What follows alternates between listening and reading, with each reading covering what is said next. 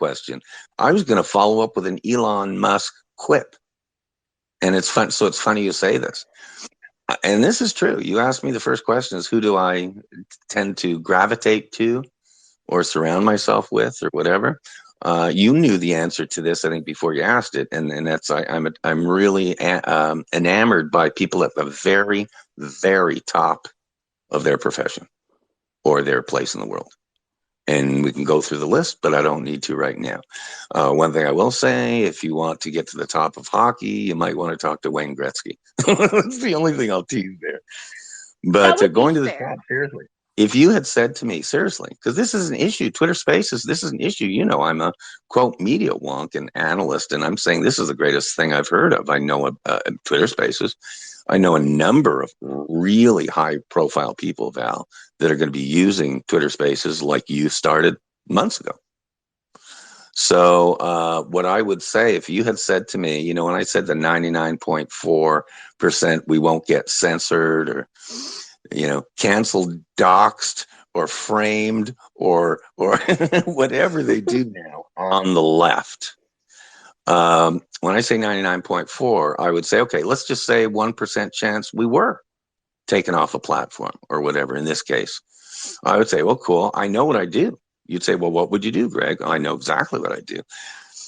I'd go to the top and I would try, even though I'm not a fishing buddy or anything, I would try to contact Elon Musk on that. Simple. I mean, really simple. I wouldn't put in an email over their platform to a possible customer complaint that we can deal with in the new year. I'd try to contact Elon Musk right on the spot. Directly. So there you go. If I was successful or not, usually you're not and stuff like that. It doesn't matter. You either go to the top or you don't go to the top. And when you go to the top, 90% of the time, if you get the endorsement, support, enthusiasm from someone at the top, all they have to do is say it, and then it goes down from there. It's like in sales.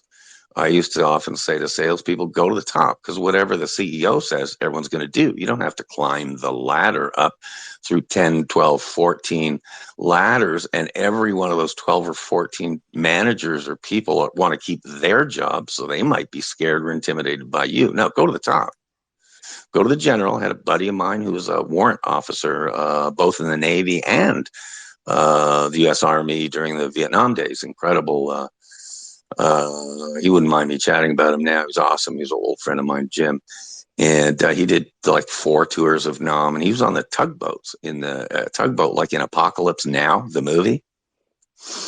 You know, and I said, Jim, you're a warrant officer. You made it, a ways up there as far as leadership. But how did you move up so quickly and get so much responsibility as a Navy and Army guy? And he said, I just did one thing, Greg. I went to the top. I'd go to the officers club, whether I was invited or not, and I'd belly up to the bar with the general. Period. He said, and that's your solution. He says, because whatever the general says doesn't mean if I'm a jerk. Whatever he says, everyone below him is going to do.